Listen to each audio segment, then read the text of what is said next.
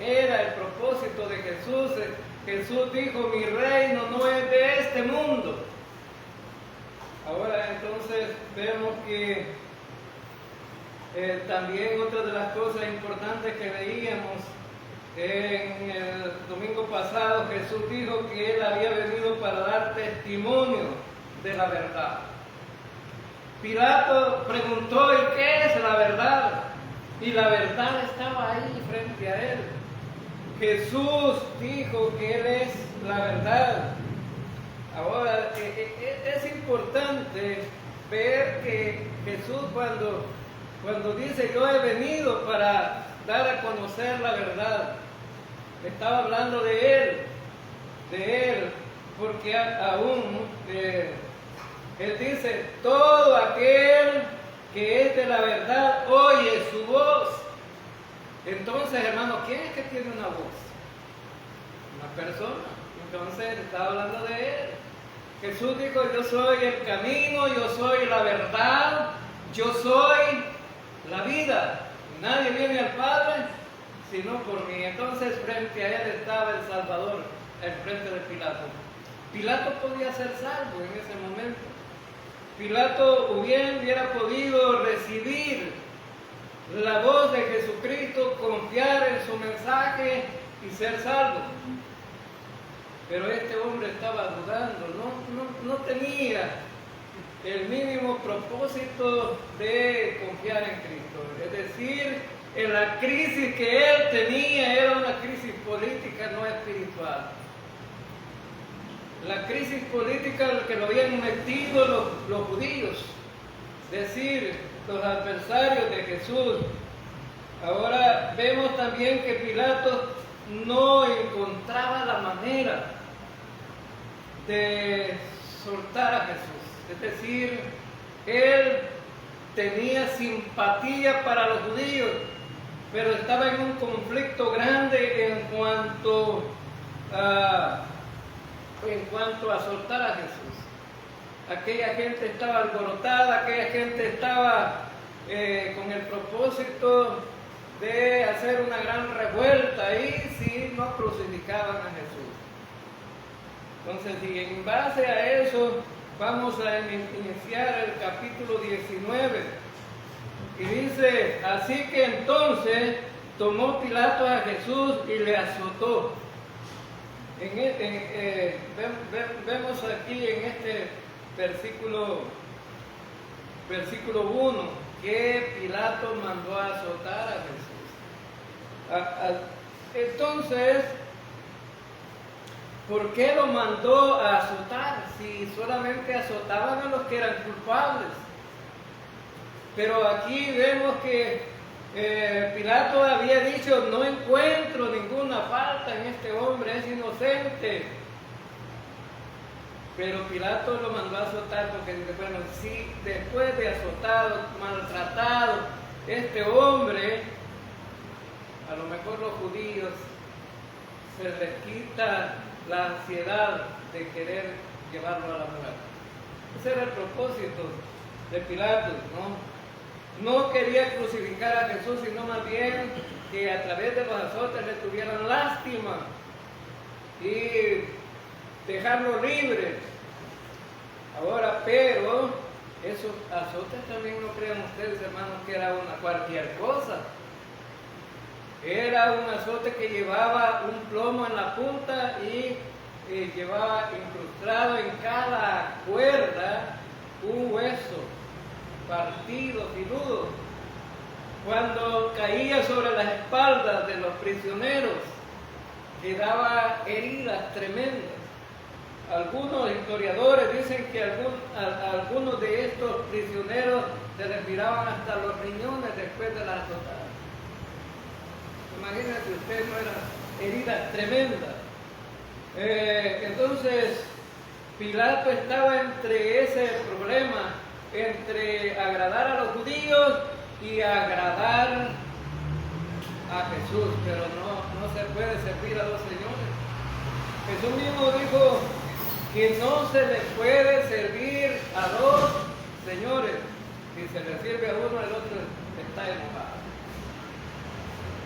Entonces él tenía que tomar una decisión, tener carácter y decir, este hombre no puede ir a la cruz porque no es culpable, mas no fue así. Ahora, el propósito de los latigazos, uno era de golpear al prisionero como una forma de castigo. Es decir, si a un hombre se le latigaba, era para castigarlo simplemente, antes de llevarlo a la cruz.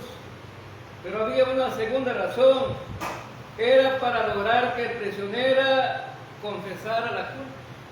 A veces cuando llegaban, lo interrogaban y no quería hablar, le daban una tunda, ¿no? Los soldados romanos no eran especializados en golpear a la gente. Pero era para hacerlo hablar. Bueno, eso se conoce a través de la historia, que a la gente la tortura para hacerlos hablar. Y tercera razón, para que el prisionero cuando recibe los azotazos vaya casi moribundo y no le cueste morir en la cruz. Ahora, pero entonces Pilato había dicho que era inocente, mas lo castigó. Entonces era un acto ilegal que había cometido Pilato aquí en contra de Jesús. Pero era para que se cumpliera la escritura. En Isaías, capítulo 53, versículo 5, dice, mas él herido fue por nuestras rebeliones, molido por nuestros pecados.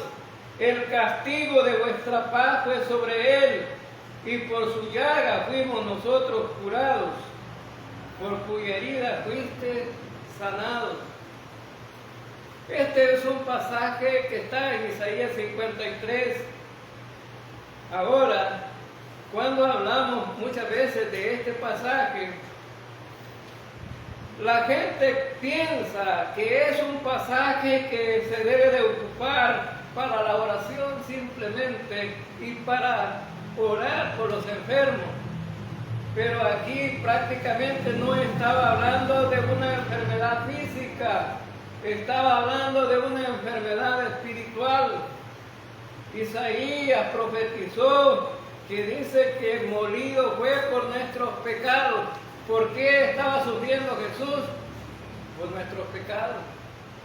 No era por una enfermedad como cáncer, como en el tiempo de Jesús era muy propicia la lepra o cualquier otro problema físico, sordera, parálisis. No era por eso.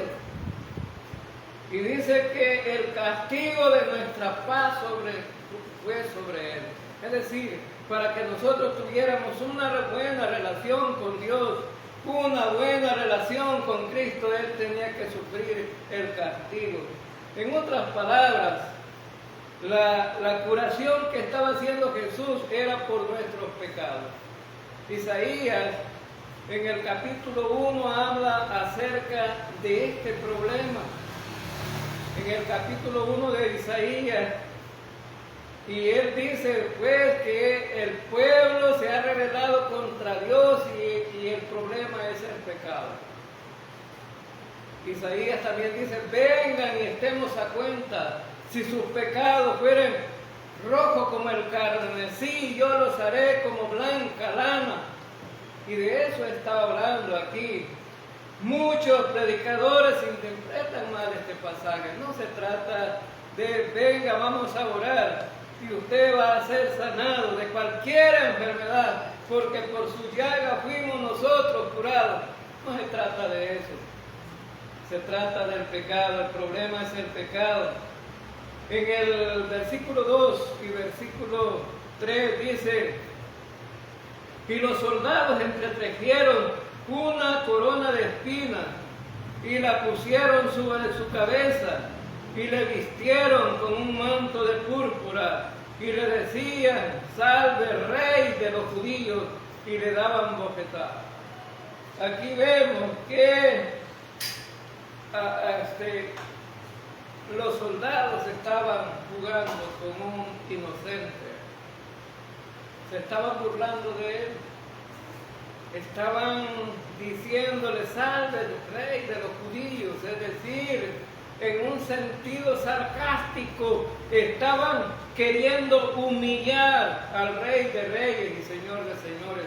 No sabían verdaderamente que ese que estaba ahí sí era rey, pero sarcásticamente que estaban ofendiéndolo. Le pusieron una corona de espinas. Pero Jesús era el verdadero rey. Lo que pasa es que ellos no se daban cuenta. Pero aquí vemos una cosa importante, hermano. ¿Somos pecadores todos nosotros?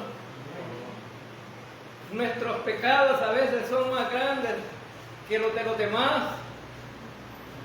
Sí, algunos somos más pecadores que otros. Ahora, pero vemos aquí que ¿quién puede medir la gracia de Dios y el pecado y la maldad del ser humano? El apóstol Pablo, cuando escribió en Romanos 5:20, dice, pero la ley se introdujo para que el pecado abundase. Mas cuando el pecado abundó, sobreabundó la gracia. Es decir, hermano, que a pesar de que somos tan pecadores, la gracia de Dios sobreabundó, porque Dios envió a su Hijo a salvar al pecador. Y esos que lo estaban ofendiendo ahí, podían ser salvos también. Esos que lo golpeaban, podían ser salvos también. Esos que lo humillaban, podían ser salvos también. Claro que sí, por ellos murió también. El problema del ser humano es que no está interesado en la salvación. Cristo murió aún por los más grandes pecadores, y esa gracia de Dios llegaba hasta ellos, pero ellos no se daban cuenta que la gracia estaba siendo ofrecida también para ellos. En 1 Timoteo capítulo 1, 14 y 15 dice, pero la gracia de nuestro Señor fue más abundante con la fe y el amor que es en Cristo Jesús. Palabra fiel y digna de ser recibida por todos, que Cristo Jesús vino al mundo para salvar a los pecadores, de los cuales yo soy el primero, dijo Pablo. ¿Cómo se consideraba Pablo? De los más grandes pecadores. Entonces, la gracia de Dios vino a este mundo con Jesucristo para salvar a los pecadores. Y esa humillación y toda esa situación que estaba pasando Jesús, lo estaba pasando por todos, para salvar a todos, a todo el mundo. Ahora, Jesús, cuando vino a esta tierra, dijo que había venido a salvar a todo el mundo. Y el deseo de Dios es que se salve a todo el mundo, pero no se va a salvar porque realmente la gente no quiere salvarse. Ahora, los judíos le hacían burla, pasaban por ahí, y hubo mucha gente que alrededor de la cruz hizo burla del problema de Jesús, el sacrificio en la cruz. Ahora, pero aquí se estaban cumpliendo precisamente las profecías que estaban en el Antiguo Testamento. Ahora, todos los que me ven me escarnecen, dice en el Salmo 22:7. Todos los que me ven me escarnecen. Es decir, están burlando de Jesús, están hablando mal de Él, están blasfemando de Él. Pero era cumplimiento de las Escrituras para llevar a cabo la salvación. Entonces Pilato, versículo 4, entonces Pilato salió otra vez y le dijo, mirados, los traigo fuera para que entendáis que ningún delito hallo en él. Y salió Jesús llevando la corona de espinas y el manto de púrpura, y Pilato les dijo, he aquí el hombre, he aquí el hombre. Ahora, no dice, he aquí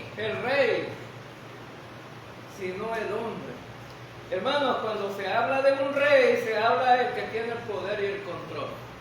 Pilato estaba diciendo, este hombre no tiene control de nada, les entrego a este hombre.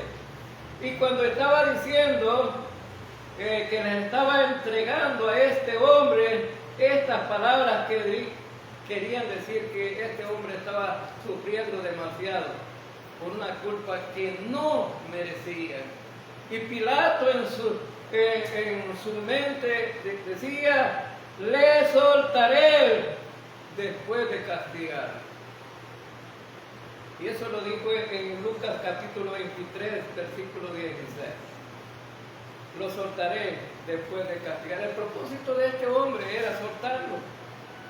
Pero ahora, el soltarlo implicaba una revolución ahí en ese momento. Versículo 6 dice, cuando le vieron los principales sacerdotes y los alguaciles, dieron voces diciendo, crucifícale, crucifícale. Pilato les dijo, tomadle vosotros y crucificarle, porque yo no hallo delito en él. Entonces Pilato no quería crucificar a alguien que no fuera culpable. Y Pilato lo saca y le dice, se los entrego aquí, crucifícanme a ustedes. Si tanto deseo tienen de que este hombre muera. Ahora, pero esa palabra que le dijo Pilato a los líderes religiosos, sale en un argumento de acusación. Un argumento de acusación. Recuerden que solamente se puede culpar a alguien cuando se tienen pruebas. Pero aquí ellos hasta la fecha no habían presentado pruebas. Solo lo habían llevado y habían dicho, este hombre es culpable. Pero veamos en el versículo 7 al 11. Versículo 7 al 11. Los judíos le respondieron, nosotros tenemos una ley, y según nuestra ley debe morir, porque se hizo a sí mismo hijo de Dios. Cuando Pilato oyó decir esto, tuvo más miedo y entró otra vez en el pretorio y dijo a Jesús, ¿de dónde eres tú? Mas Jesús no le dio respuesta. Entonces le dijo Pilato, ¿a mí no me hablas? ¿No sabes que tengo autoridad para crucificarte y que tengo autoridad para soltarte? Respondió Jesús, ninguna autoridad tendrás más contra mí, si no te fuese dada de arriba. Por tanto, el que a ti me ha entregado, mayor pecado tiene. Entonces lo que vemos aquí, en primer lugar, es que Pilato se asustó. Pilato tuvo miedo. Ahora, este miedo era porque ellos ya la acusación la dieron bajo otro punto de vista. Él dijo que era hijo de Dios. ¿Era hijo de Dios Jesucristo, hermano? De eso trata el Evangelio de Juan. El Evangelio de Juan está queriendo dar a conocer que Jesús es el Hijo de Dios, que vino desde el cielo a esta tierra y que está habitando entre los hombres en ese momento cuando Juan escribió este Evangelio. Precisamente eso es lo que quería enseñar, que Jesucristo era el Hijo de Dios. Ahora, en Juan capítulo 5, versículos 17 al 18 dice, y Jesús le respondió, mi Padre hasta ahora trabaja y yo trabajo. Por eso los judíos aún más procuraban matarle, porque no solo quebrantaba el día de reposo, sino que también decía que Dios era su propio Padre, haciéndose igual a Dios. Y en Juan 8:58 Jesús les dijo, de cierto os digo, antes que Abraham fuese, yo soy. Entonces vemos aquí que Jesucristo les está planteando a los fariseos, a los judíos, a los religiosos, les está planteando que Él es eterno, porque ellos se mofaban de su padre Abraham. Antes he sido yo, les dijo Jesucristo, y también yo soy el Hijo de Dios, porque es mi Padre el que me envió, dice él. Ahora, entonces vemos muy claramente que Pilato tenía miedo ya con esta declaración por algunas razones. En primer lugar, porque Pilato sabía acerca de los milagros que Jesús había hecho. Hermano, solamente el Hijo de Dios podía hacer estos milagros. Había levantado a hacer oír a los sordos, había levantado a los paralíticos, había hecho ver a los ciegos, había hecho salir de la tumba a Lázaro, que estaba muerto. Nadie podía hacer eso. Pilato sabía acerca de esto. La segunda razón es porque se dio cuenta de la enseñanza que Jesús tenía. No era cualquier enseñanza. Solamente Jesús podía ofrecer algunas cosas que nadie hasta a través de ese tiempo estaban ofreciendo. Si vemos a los griegos, los máximos filósofos de todos los tiempos, que hasta en las universidades todavía lo que se estudia, lo primero que estudia en cualquier carrera que uno va a estudiar, ¿qué es lo que estudia uno? Los griegos, los filósofos. Es lo primero que estudia uno en cualquier carrera. Ahora, pero los filósofos no te pueden ofrecer salvación y vida eterna. No te pueden ofrecer que después de morir tú te puedes levantar de los muertos, pero Jesucristo sí. Y Pilato sabía que este no era cualquiera.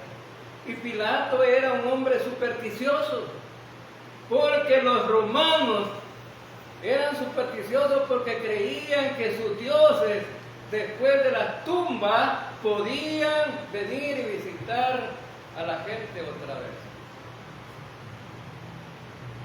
Ellos tenían esas creencias.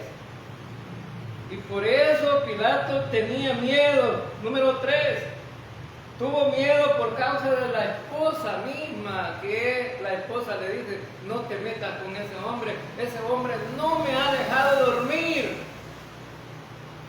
Es decir, que la mujer soñaba con Jesús y no lo dejaba dormir porque la mujer dice, ese hombre es inocente.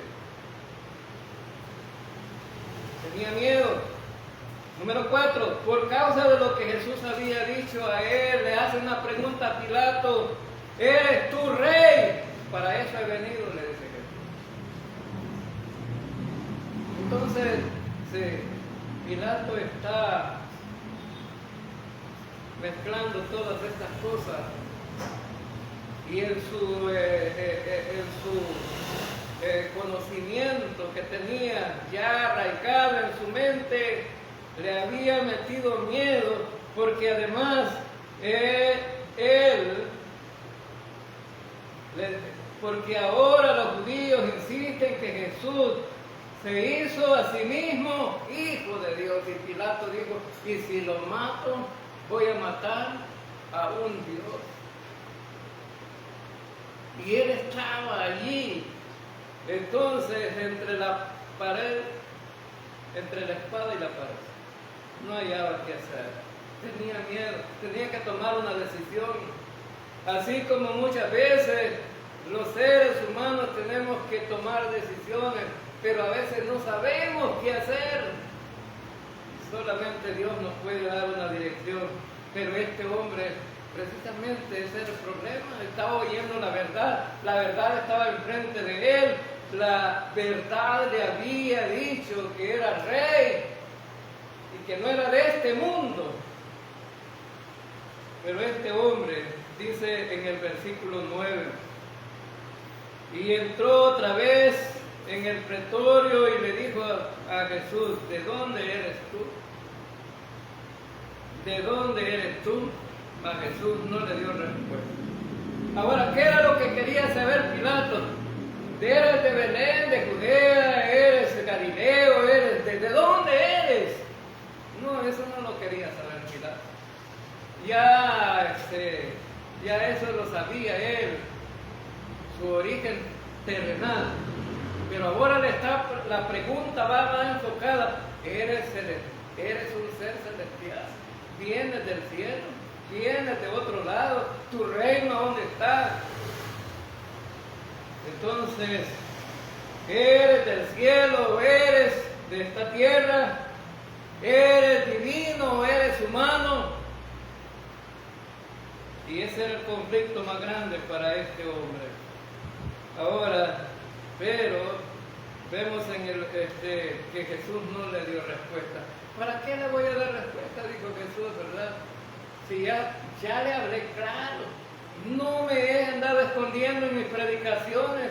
Cuando la gente me ha preguntado, yo he dicho que soy el Hijo de Dios. Y que mi reino no es de este mundo. Le dijo ahí a ese hombre. Mi reino no es de este mundo. Entonces, más claro no podía cantar un gallo, ¿no? Jesús no le dio respuesta. Es decir, le esperaba que le dijera, pues, de dónde era su reino. Ya se lo había dicho.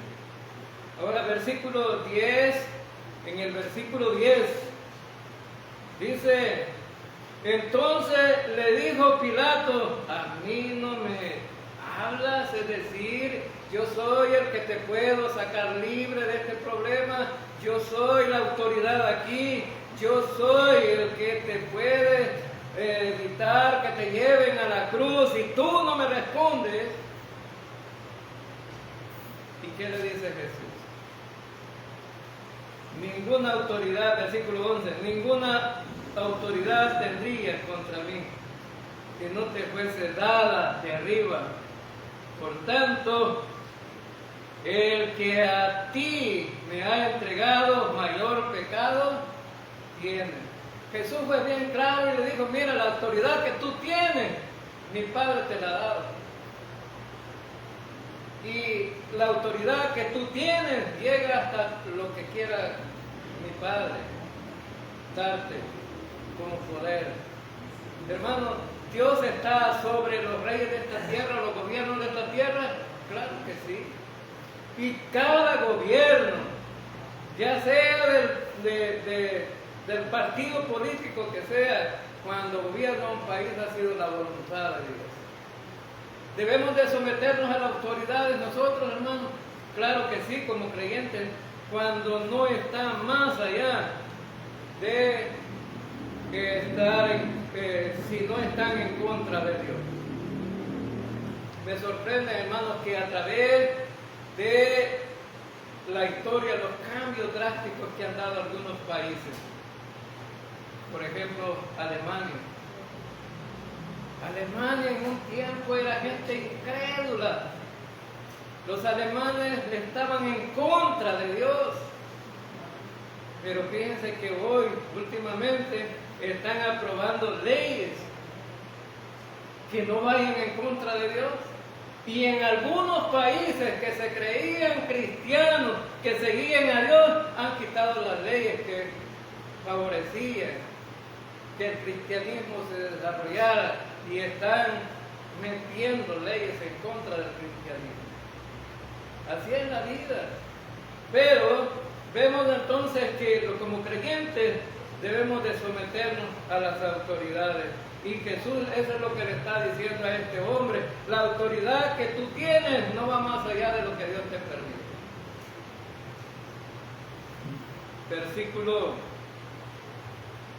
Versículo 12. Después, entonces procuraba Pilato soltarle, pero los judíos daban voces diciendo, si a este sueltas, no eres amigo de César. Todo el que se hace rey, a César se oponen. Miren, eran mala gente estos judíos, eran cosas serias. Querían matar a Jesús. Y para matar a Jesús iban a hacer todo lo posible. Pero, mira, si no lo matas, vamos a ir a denunciarte. Allá con el César te cojo en contra de él. Y este hombre no quería perder su puesto, ¿no? En el gobierno. ¿Sí? Y los gobiernos así actúan. Todos los gobiernos en el mundo actúan con presiones políticas. Y este hombre le dijeron, te vamos a ir a denunciar entonces que eres en contra del César. Y entonces vas a perder el poder. Entonces este hombre dijo, bueno, voy a tener que matarlo.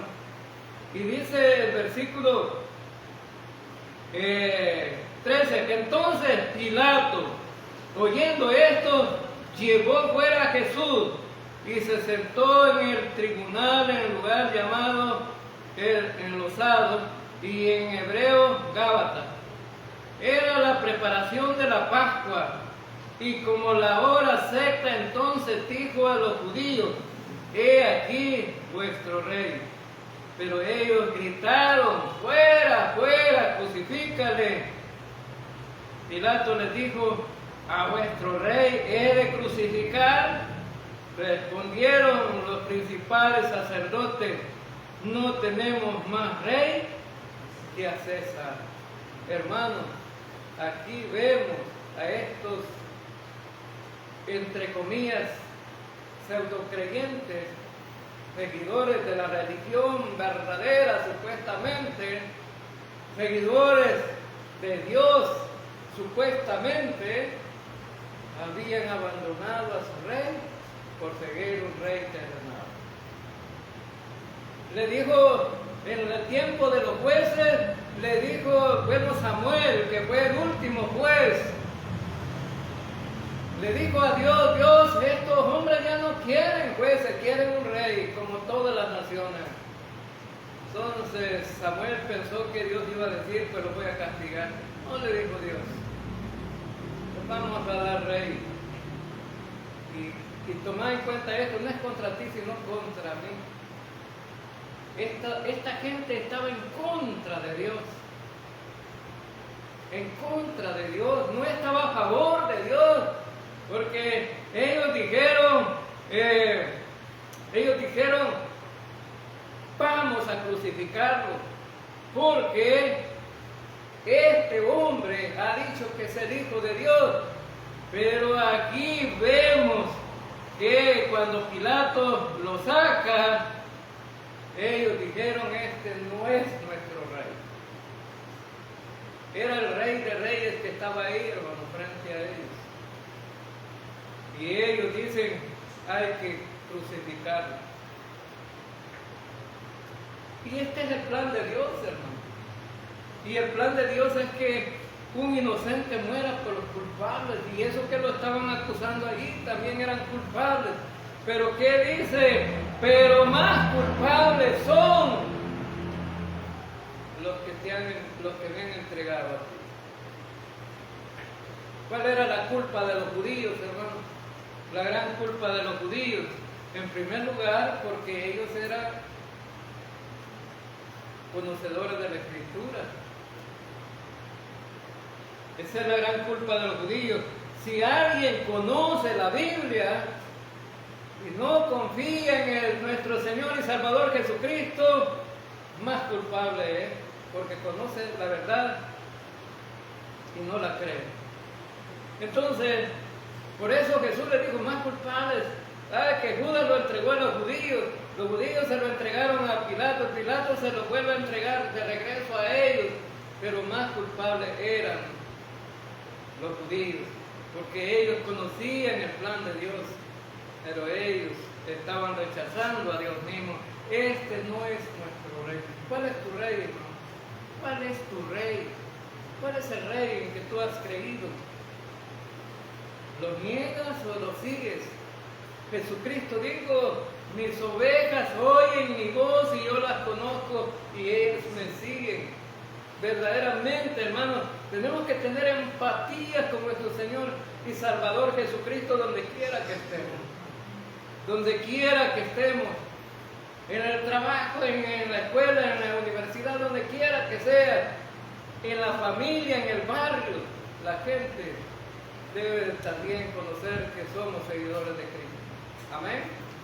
Vamos a orar. Señor Dios, gracias por tu palabra.